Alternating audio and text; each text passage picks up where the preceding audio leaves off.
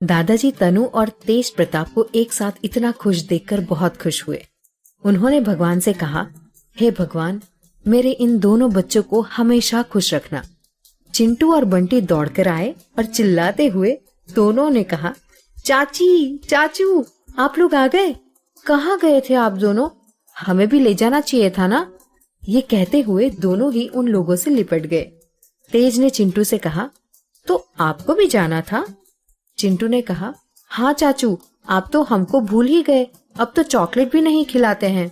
तेज ने उसके गाल पर एक किस करते हुए कहा, कल अगर मुझे काम नहीं होगा तो हम सभी कहीं घूमने जाएंगे और आपको मैं बहुत सारी चॉकलेट खिलाऊंगा।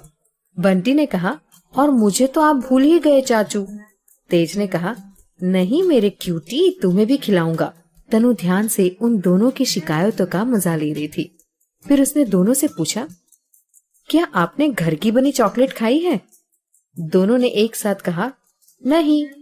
पर चाची, आपको बनानी आती है? तनु ने मुस्कुराते हुए कहा, अगर आप खाना चाहोगे तो आपके लिए मैं बना दूंगी। क्या आप कपकेक भी एंजॉय करना चाहोगे? चिंटू, जो तेज की गोद में था, छटपटाकर नीचे उतरा और तनु के पैरों में लिपटकर उसने कहा, मुझे भी गोदी ले लो चाची। तनु बंटी को गोद में लिए हुई थी। वो उसको लेकर नीचे बैठी और दोनों उसके पास खड़े हो गए और तनु को किस करके उन दोनों ने कहा, प्लीज चाची, हमारे लिए बना दो ना। तनु ने कहा, जाओ थोड़ी देर अपने चाचू के साथ खेलो, मैं बनाती हूँ। वो उन लोगों के लिए कपकेक बनाने चली गई। वो जल्दी कपकेक और चॉकलेट लेकर आई। दोनों अभी भी तेज के साथ गार्डन में एंजॉय कर रहे थे। उन्हें देखकर तनु ने कहा, तो मिस्टर हैंडसम को बच्चों से बहुत लगाव है। देखो कैसे बच्चे बनकर खेल रहे हैं। फिर वो मुस्कुराने लगी। उसने गार्डन टेबल पर सारा सामान रखा और सभी को आवाज दी। दादाजी, जो वहीं टहल रहे थे, वो भी आ गए। तनु ने कपकेक और चॉकलेट सबको दी, जिसे सबने बहुत एंजॉय किया। तेज अभी भी सोच रहा था, ये खाना बनाने में तो बहुत नाटक कर रही थी, क्या सचमुच इसे ये इतना टेस्टी कपकेक बनाना आता है? फिर उसने मन में कहा, ये तो धीरे धीरे मेरे पूरे परिवार को अपने जादू में फंसाते जा रही है। चिंटू और बंटी को भी नहीं छोड़ा। तनु वहीं थी। तेज धीरे से अंदर गया। किचन की हालत देखकर उसने अपना सर पकड़ लिया। वहां मार्गरेटा सारा सामान जमाने में लगी थी। तेज प्रताप ने मुस्कुराते हुए कहा, ये सचमुच चिंटू और बंटी की चाची है। पूरा किचन क्रिकेट का मैदान बना रखा है। फिर वो हंसने लगा। चिंटू और बंटी तनु से भी अच्छी तरह से मिलजुल गए थे। वो कब पूरे परिवार में मिलजुल गई थी, उसे खुद को ही नहीं पता चला। उसके लिए तो ये ही उसका एक परिवार हो गया था। उसकी पिछली जिंदगी के सारे दुख जैसे कहीं पीछे छूट गए थे। रात को सभी खाना खाने बैठे। सबको तनु की बनाई हुई खीर बहुत पसंद आई। सबने बहुत तारीफ की। रंभा जी ने भी उसके खुले दिल से तारीफ की। उन्होंने कहा, कल से तुम रोज हमारे लिए कुछ ना कुछ बना दिया करो, जो तुम्हारा मन करे। तुम तो बहुत टेस्टी खाना बनाती हो। तनु ने घबराकर तेज को देखा। तेज ने मन में कहा, अब आएगा मजा। ये लड़की जब पूरे किचन में मछली की तरह घूमेगी और क्या बनेगा पता नहीं, तब बड़ी माँ को पता चलेगा ये कितना अच्छा खाना बनाती है। तनु अभी भी तेज को देख रही थी, पर जब तेज उसकी तरफ से कुछ नहीं बोला तो उसने रंभा जी से कहा, बड़ी माँ, मुझे बस कुछ ही चीजें बनानी आती है। जब घर में थी तो मम्मी बहुत कहती थी, पर मैंने ध्यान नहीं दिया। इसीलिए ये सच है, मैं केक, बिस्किट और चॉकलेट तो अच्छे से बना लेती हूँ, पर पूरा खाना मैंने कभी नहीं बनाया। पर मैं जल्दी सीख लूंगी, फिर मैं आप सभी को टेस्टी चीजें खिलाऊंगी। रंभा जी ने उसे मुस्कुराते हुए देखकर कहा, हाँ, मैं भी चाहती हूँ तुम जल्दी ही सब सीख लो। एक काम क्यों नहीं करती, मुझसे ही ट्रेनिंग ले लो। तनु ने खुश होकर कहा, हाँ मम्मी जी। फिर उसकी आंखों में हल्की सी नमी आ गई। रंभा जी ने उसे प्यार से देखकर आंखें झपका दी, जिसका अर्थ तनु अच्छे से समझ गई थी। रंभा जी ने सोचा, एक ये लड़की है जो कुछ सीखना चाहती है, और उधर रूपा, वो तो मेरी अपनी बहू है, पर उसे तो मुझसे कोई लेना देना ही नहीं है। पता नहीं क्यों वो मेरी असली बहू होकर भी सगी नहीं बन पाई। खीर खाकर दादाजी तो सबसे ज्यादा खुश हुए। उन्होंने तनु को खानदानी हार और जड़ाऊ कंगन भी दिया। तनु बहुत खुश हुई। खाने के बाद दादाजी ने कहा, कल मैंने तेज और तनु के लिए एक पार्टी रखी है, उसमें हमारे सभी खास परिचित लोग आएंगे। फिर उन्होंने तनु से कहा, मेरे कुछ खास दोस्त भी इस पार्टी में शामिल होंगे, मैं चाहता हूँ उन सब से तुम मिलो। वो सब अपने घर की बहू बेटियों के बारे में बता बता कर मुझे जलाते थे, अब मैं भी बताऊंगा कि मेरे पास भी हीरा है। तनु के मुंह से अचानक निकला, तो दादू, क्या आप नानू को भी बुलाएंगे? वो भी आएंगे क्या? वो तो आपके सबसे अच्छे दोस्त हैं। दादू ने मुंह बनाकर कहा, नहीं, मैं उससे बात नहीं करता, वो मेरा सबसे बड़ा दुश्मन है। तनु ने कहा, पर दादू, नानू तो आपको बहुत याद करते हैं, और मैंने जो पेंटिंग आपको भेजी थी, क्या आपने वो देखी? और नानू ने स्पेशल आपके लिए बनवाई थी। दादू उसे आश्चर्य से देख रहे थे। कौन सी पेंटिंग? उन्होंने कहा। तनु तेज प्रताप का मुंह देखने लगी। तेज प्रताप ने कहा, वो तो जर्मनी में रखी है, मैं अरुण से मंगवा लूंगा। फिर दादू ने कहा, अभी तो बस मेरे खास दोस्त आ रहे हैं, उसमें वो कुसट वनराज सिंघानिया नहीं आएगा, ओके? इतना कहकर दादाजी वहां से चले गए। तेज प्रताप ने तनु से कहा, तुमने दादाजी को नानू को बुलाने क्यों कहा? तनु ने कहा, क्योंकि नानू चाहते हैं, समझे कुछ? मैं चाहती हूँ मेरे जाने से पहले दोनों दोस्त एक हो जाएं। और फिर वहां से चली गई। तेज प्रताप उसे देखता ही रह गया। उसने मन में कहा, पता नहीं उसके दिमाग में क्या चलता रहता है, जितना सोचता हूँ ये अच्छी ना बने, ये उतना ही अच्छा कर जाती है। फिर वो भी मुस्कुराते हुए बेडरूम में आ गया। दूसरे दिन की पार्टी में तेज प्रताप ने व्हाइट शर्ट, ट्राउजर और कोट पहना था। उसके बाल जेल से सेट किए हुए थे। वो देखने में आज काफी हैंडसम लग रहा था। तनु अभी तक तैयार नहीं हुई थी, वो किसी काम से बाहर गई थी। जब रूम में आई और उसने तेज प्रताप को देखा तो उसने अपने मन में कहा, आज तो पता नहीं कहाँ कहाँ बिजली गिराएंगे ये मिस्टर हैंडसम। और वो खड़े होकर तेज प्रताप को देखती ही रह गई। उसके मन में एक कविता आई, दिल तो कहता है बस देखते रहो, देखते ही रहे आपको और आपकी उन आंखों में जिनमें दरिया है और समंदर भी है। जब डूबती जाती हूं आपकी इन आंखों में तो ये महसूस होता है हम अपने हैं ही कहाँ, अब हम तो आपके हो गए हैं और दिल में एक सुकून सा होता है। तेज प्रताप पलटा, तनु को ऐसे एक टक देखते हड़बड़ा गया। उसने कहा, क्या हुआ, तुम मुझे ऐसे क्यों देख रही हो? तनु ने शर्मा कर अपना सिर नीचे कर लिया और कहा, मैं तो यहाँ तैयार होने आई थी। तेज प्रताप ने कहा, तो वहां खड़े होकर क्या कर रही थी? तनु ने उसकी ओर बगैर देखे झूठ कहा, वो आपको दादाजी बुला रहे हैं। और वो अपनी अलमीरा से अपने कपड़े निकालने लगी। तेज प्रताप उसकी ओर मुस्कुराकर देखने लगा और अपने मन में सोचा, ये झूठ भी ठीक से नहीं बोल पाती है। और फिर तेज ने तनु से कहा, जल्दी तैयार हो जाना, पार्टी बस थोड़ी देर में शुरू होने वाली है। तनु ने कहा, आप चलिए, मैं आ रही हूँ। तनु पलंग पर बैठ गई और मन में सोचने लगी, हे भगवान, ये मिस्टर हैंडसम तो मेरी जान ही लिए जा रहे हैं। पता नहीं मुझे भी ये क्या होता जा रहा है। जब भी ये मेरे सामने आता है मैं ऐसे बस देखती जाती हूँ और हर पल इसे खोने का डर लगा रहता है। उसकी आंखों से आंसू गिरने लगे। उसने अपने आप से कहा, क्यों मैं ये पागलपन कर रही हूँ? मैं जानती हूँ वो मेरा नहीं है, पर पता नहीं क्यों मुझे उससे प्यार होता जा रहा है। बहुत प्यार करने लगी हूँ मैं उससे। कैसे जीऊंगी मैं उसके बगैर? पापा मम्मी के समय तो तेज ने मुझे संभाल लिया, पर यदि वो मुझसे दूर हो गया तो? फिर उसने अपनी सोच को छोड़ा और अलमीरा से अपने कपड़े निकालने लगी। उसने आज अपनी सास शालिनी की लाइट ब्लू कलर की साड़ी को निकाला था, जिसमें स्टोन वर्क था। वो बहुत हैवी साड़ी थी। साड़ी पहनते पहनते उसने मन में कहा, वैसे मेरी सास की चॉइस बहुत अच्छी थी, सचमुच बहुत प्यारी प्यारी साड़ी है उनके पास, मुझे बहुत पसंद है।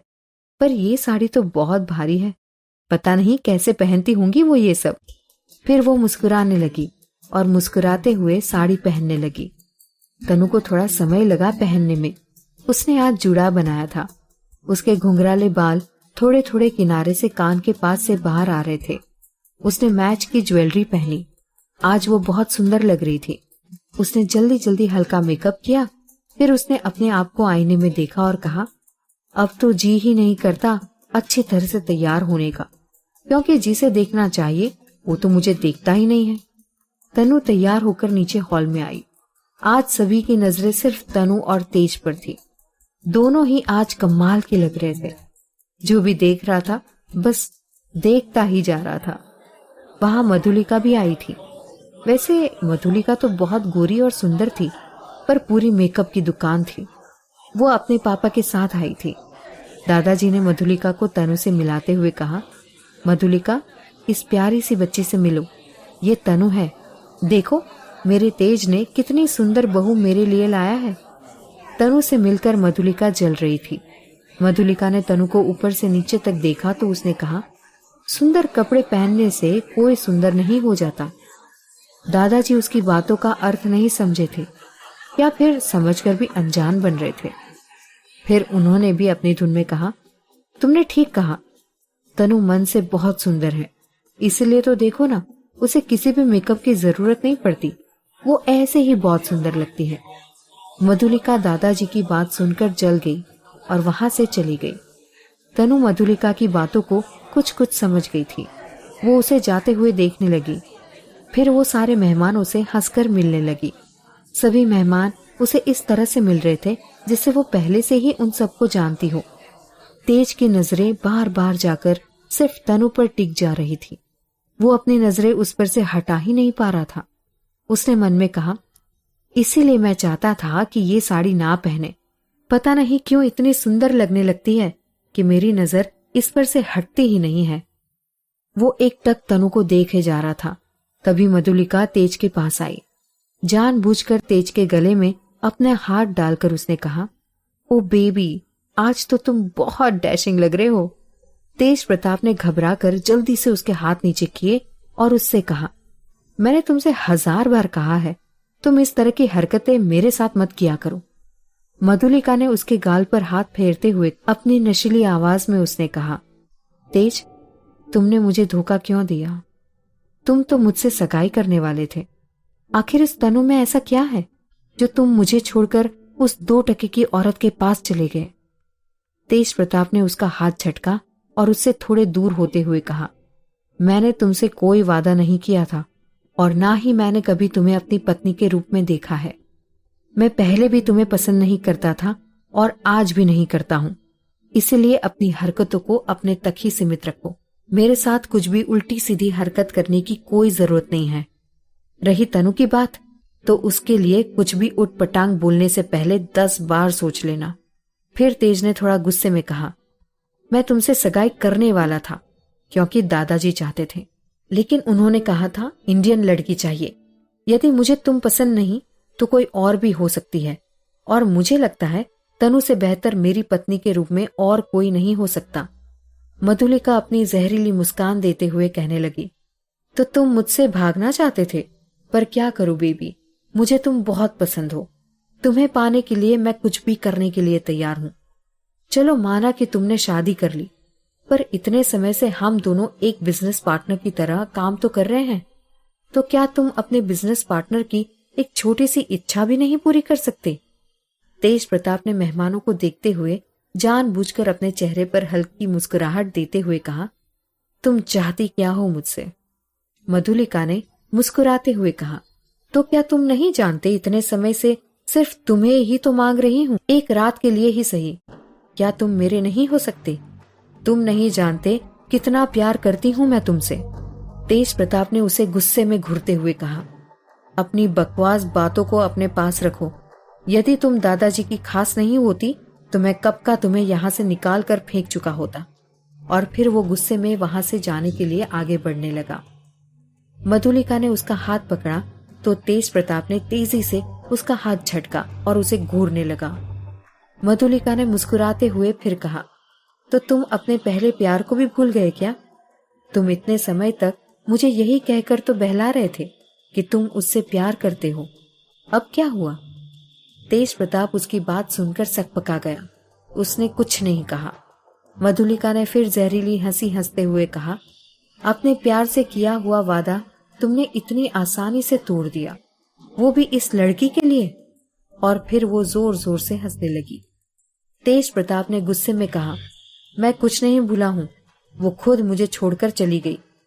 मधुलिका ने उसके थोड़े करीब आते हुए कहा, पर मैंने तो सुना था, तुमने कहा था तुम उसका मरते दम तक इंतजार करोगे। कहाँ गया तुम्हारा इंतजार? और यदि शादी करने की इतनी जल्दी थी तो मैं क्या बुरी थी? तेज प्रताप ने उसे गुस्से में कहा। मैंने कहा अपनी बकवास बंद करो, यहाँ पार्टी में आई हो, एंजॉय करो और घर जाओ। तेज प्रताप को ऐसे गुस्से में देखकर मधुलिका ने कहा, ठीक है बेबी, इतना नाराज क्यों होते हो? और फिर वो तेज प्रताप के पास आकर उसके गाल पर किस करने वाली थी। तेज प्रताप उसकी हरकत को भाप गया था। उसने तेजी से मधुलिका को एक धक्का दिया, जिससे मधुलिका पीछे लगे टेबल से टकरा गई। एक वेटर ने उसका हाथ तेजी से पकड़ा, जिससे वो गिरने से बच गई। सभी मेहमानों का ध्यान उस ओर चला गया। तेज प्रताप ने सभी मेहमानों को देखा, फिर उससे सॉरी बोलते हुए आगे बढ़ गया। तनु बहुत देर से दोनों को देख रही थी। उसे दोनों की बातें तो नहीं समझ में आई, पर मधुलिका की हरकतें उसे बहुत अच्छी तरह से समझ में आ गई थी। वो दोनों से बहुत दूर थी, पर उसकी नजरें दोनों पर टिकी हुई थी। वो इतना तो समझ गई थी कि तेज प्रताप मधुलिका को बिल्कुल पसंद नहीं करता है। मधुलिका का इस तरह से तेज प्रताप को छूना उसे बिल्कुल पसंद नहीं आया, पर वो मन ही मन खुश भी हो गई। अच्छा है, तेज उस लोमड़ी को पसंद नहीं करता। खाने पीने में सब बिजी हो गए। तेज तनु के पास आया। वो उससे कुछ बोलना चाहता था, पर मेहमानों के आने के कारण उससे कुछ बोल नहीं पाया। फिर दोनों सभी मेहमानों से हंसकर मिलने लगे। तभी तेज अपने कुछ दोस्तों के साथ चला गया। तनु वहां अकेली थी। मधुलिका उसके पास आई और हाथ में पकड़े हुए जूस के ग्लास को गोल गोल घुमाते हुए उसने कहा, तुम्हें पता है, तेज की शादी मुझसे होने वाली थी, पर तुमने उसे मुझसे छीन लिया। तनु आश्चर्य से मधुलिका को देखने लगी। तनु ने उससे कहा, मैंने तेज को छीन लिया? ऐसा हो ही नहीं सकता। यदि वो तुमसे प्यार करते तो शायद वो कभी मुझसे शादी ही नहीं करते। और वैसे भी ये तो। फिर तनु बोलते बोलते रुक गई। मधुलिका ने उसे थोड़ा गुस्से में देखा और कहा, हमारी सगाई होने वाली थी, पता नहीं तुम कहां से बीच में आ गई। नहीं तो तेज की शादी सिर्फ मेरे साथ होती, और मैं भी देखती हूँ तेज कब तक तुम्हारे साथ रहता है। और वो गुस्से में पैर पटकती हुई वहां से चली गई। तनु उसकी बातों से ये तो समझ गई थी कि मधुलिका किसी भी तरीके से तेज को हासिल करना चाहती थी, पर वो उस समय कुछ नहीं बोली। मधुलिका भी वहां से चली गई। खाने पीने के दौर खत्म होने के बाद रूपा भाभी ने अचानक ही तनु और तेज प्रताप को डांस करने के लिए कह दिया।